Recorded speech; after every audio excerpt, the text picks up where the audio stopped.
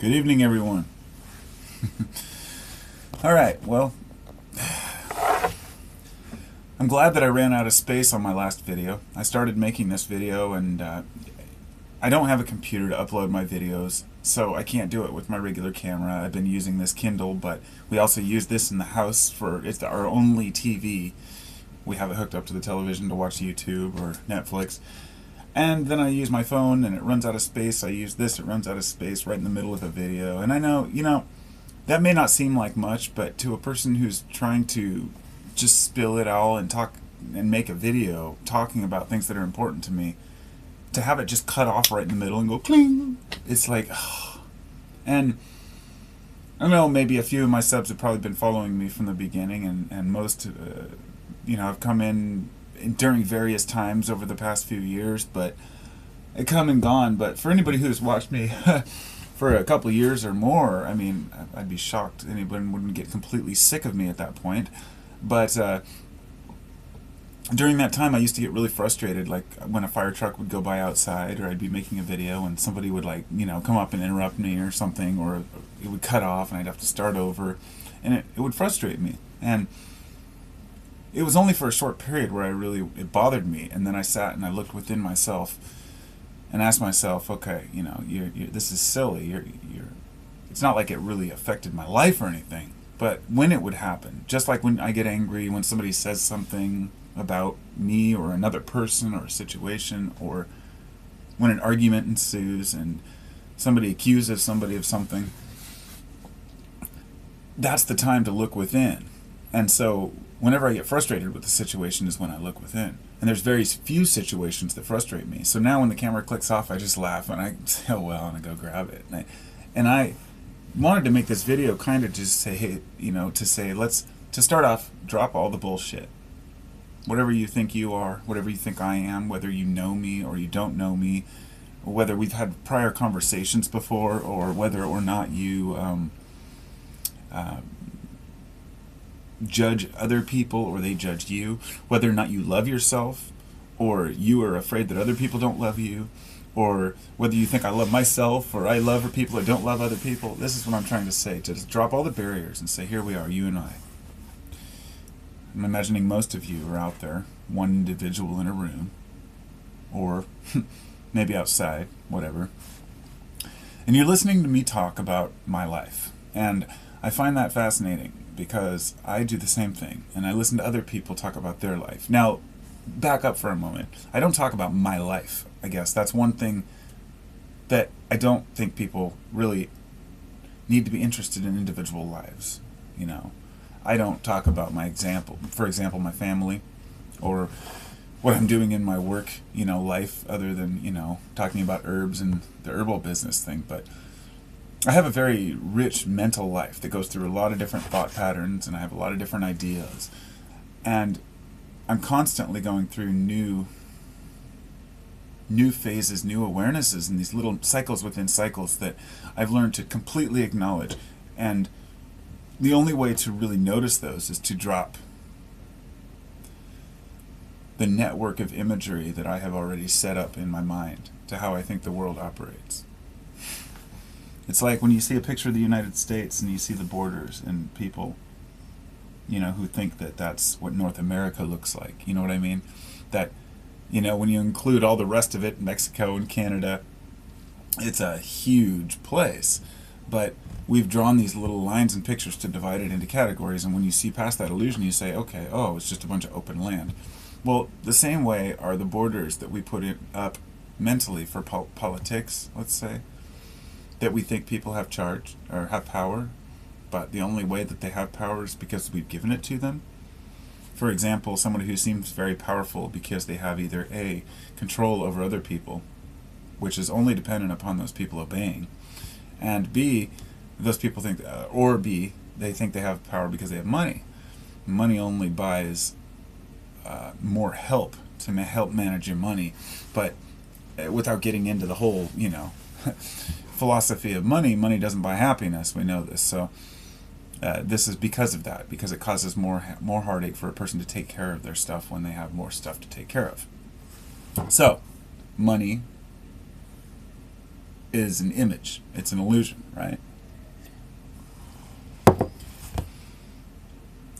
During our lives, we face principles that we hear other people tell us are important. We hear people say, "Oh, did you know that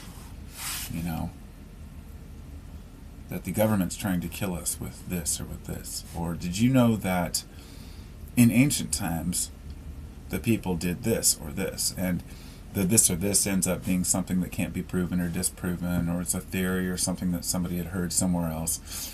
And this is what happens over and over in religion when it's pushed down people's throats. And people become very resistant to religion because of the dogma involved in it. For example, if people were brought up, let's say, never being forced to, never being judged because they didn't believe something, or never being forced to believe something, they'd be much more likely to pick up maybe a Bible and say, "Huh, interesting, I'll check it out." But the history is what builds the illusion to set us to the point where we are now. Anyway, sorry this is getting long. They always do, but I haven't got to my point yet, which is to put all the bullshit aside, to realize that we're humans, that we're all here in this same flawed nature. The only truth we can really know is that we exist, merely because we are conscious. At least I think, therefore I am.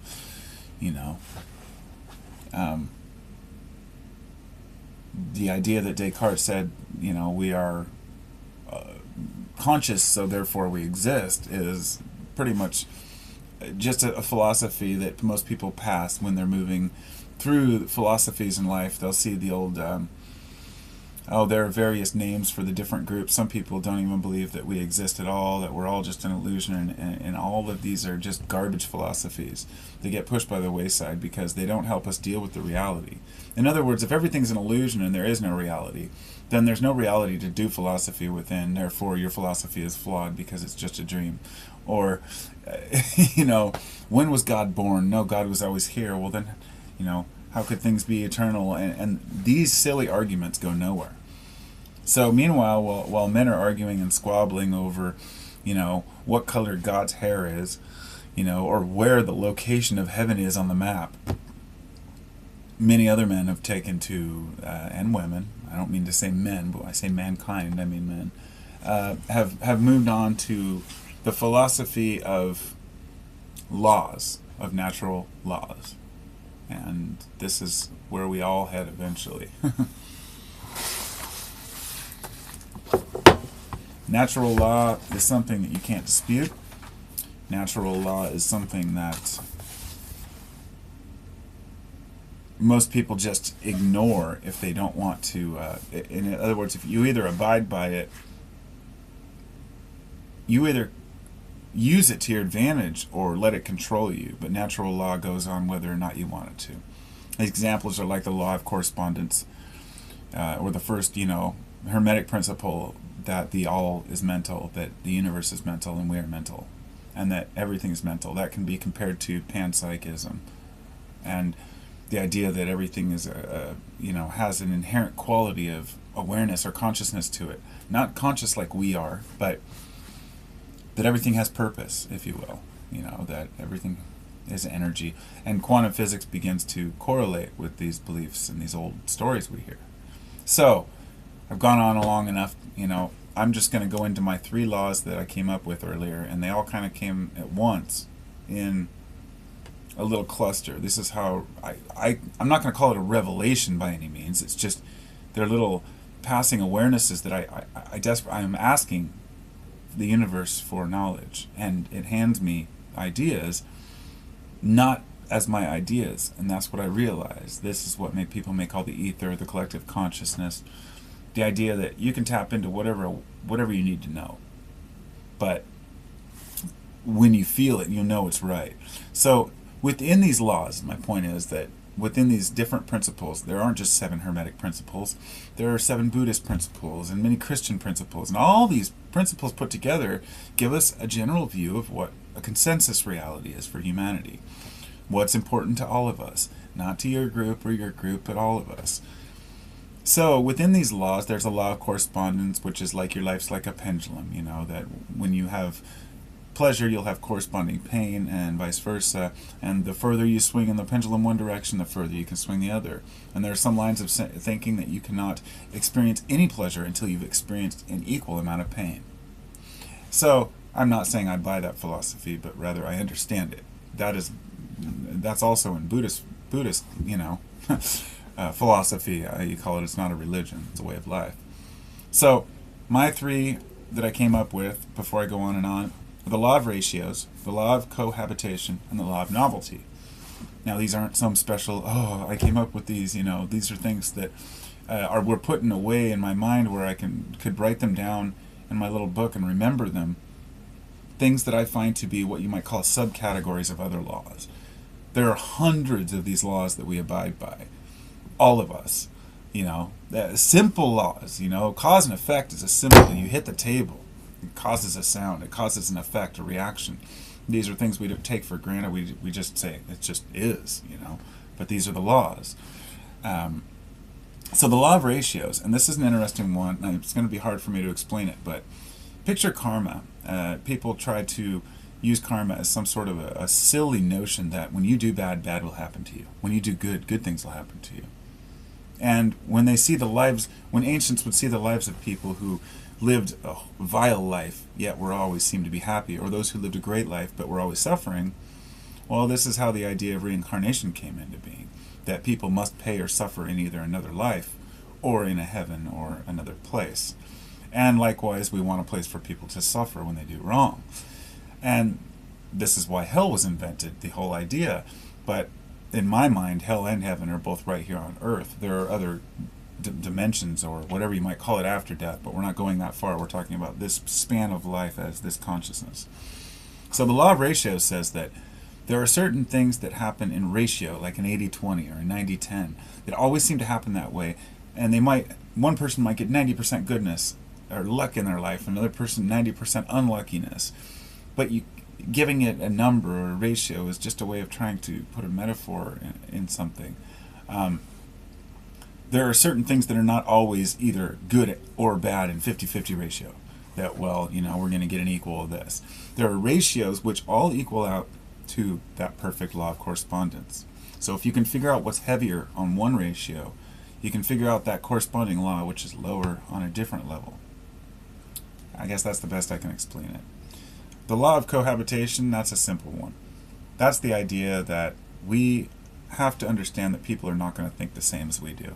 That people are always going to believe and do the things they do. That even in the animal kingdom we see that there are a certain percentage that are born what you might call psychotic or psychopathic or sociopathic, or all the different names we give to people who don't quite fit into our standards. But that's part of the world. That cohabitation means that we have to have these other people thinking these other thoughts that may threaten what we believe. This is what makes the world work. Otherwise, we have a monoculture. And with monoculture comes devastation. I guess I could bring up bananas, We had monoculture bananas. All the bananas that were eaten in the 1950s and 60s are extinct now. Now they have the other strain that they had to grow because some, disease came in and wiped out every single banana because we were growing monoculture. Humans, and not just monoculture bodies, but monoculture minds, can all be devastated by either the same belief system or they can be devastated by the same political system. It's not just like a matter of disease. It's a matter of the disease of humanity. That if enough people all think the same way, one person is bound to take charge. So cohabitation means we all think differently and that we bounce these ideas off each other so we can all learn together. The law of novelty is the final one, and that's really the only thing that I mean, that's one of my favorite, most obvious laws. That, see, the law of novelty. Things have novelty. When we look back on our history, we look at things we did when we were younger and we think, wow, that was fun. Because it has the novelty of youth. And every person has had this experience in their youth. Where you get older, you always reminisce about the good old lumber mill or jumping in the river with the buddies or whatever it might be. So, the law of novelty says that anything you do too much of is going to lose value, period. It's really that simple. That would be the way that I could put it into a simple sentence, that if you have money, it goes back to the money doesn't buy happiness thing, but it's more than that. I thought about it the other day in a very strange way. Comparing it to, like, if you have a whole bunch of candy, let's say you have a big thing of like chocolate graham crackers or some kind of a box of candies. At first, it doesn't seem like you have a whole bunch of them, so you just kind of stuff your face with them at first. And the less you get, the less you start to eat at a time, until you eventually get down to where there's only a couple left, and maybe they get misplaced. You find them a few days later, and you're all excited about those 2 or 3 cookies that are left, even though you wolfed down 10 of them, before, without them having that much meaning, because you had a whole bag. Most, I guess, pot smokers would know this as the old "I have a bowl, so I don't need to smoke a bowl" complex. If you have some weed, you don't really need to smoke any. But if you're out, all of a sudden you just have to get some. Cigarette smokers, same way. As soon as you're out of cigarettes, all of a sudden you just want one right then. I'm sure beer drinking is probably the same way. So, it's our mind telling us that, if we have the things we need, we don't necessarily need to go for them. But novelty tells us that if we have everything we want, then we'll always just want something different. So therefore, the best pattern to life is to have for a while and to need for a while, to have for a while and to need for a while. But to always be working towards having, so you can help others not need to need as much. But I think this is a very personal, I can't say, this is one of the ratio laws, to where one person may work a lot harder towards helping others, and one person may take a lot more from others, but they may give in different ways. For example, maybe one person never can contribute any funds to the party with their friends, but they're the guy who always has the great stories. Or maybe he's the guy who knows how to build the cabin, whatever it may be. Just realize that the money isn't what makes it's not what makes, well, money makes the world go round, if you will, but there are some people who have more to contribute than that.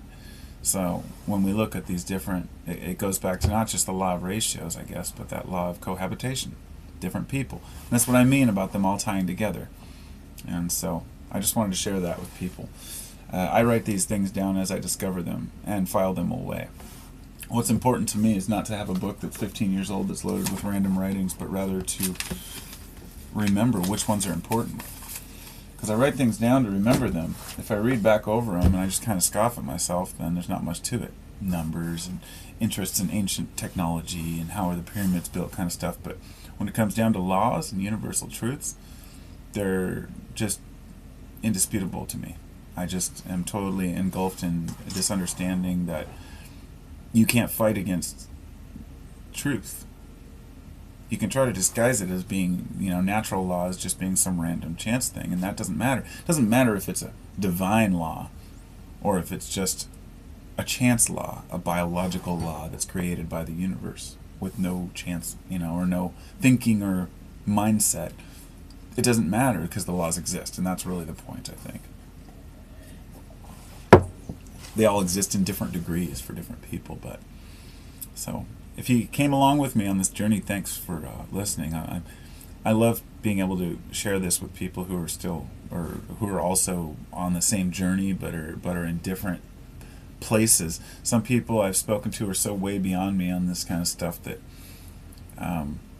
I just hope to be there one day. But many of the people I've spoken to who have gone too far into it have also fallen down the rabbit hole and aren't able to get back out. And some people haven't even looked at themselves yet. There are people out there, and this is one thing. I have such a strange way of thinking, I guess, because I'm always pondering who I am, what's going on, how to relate things to what's going on in the world. And I'll be out in a minute. A lot of things going on in the world, and yeah, I guess that's my cue to go. I'll talk to you all later, and have a great evening.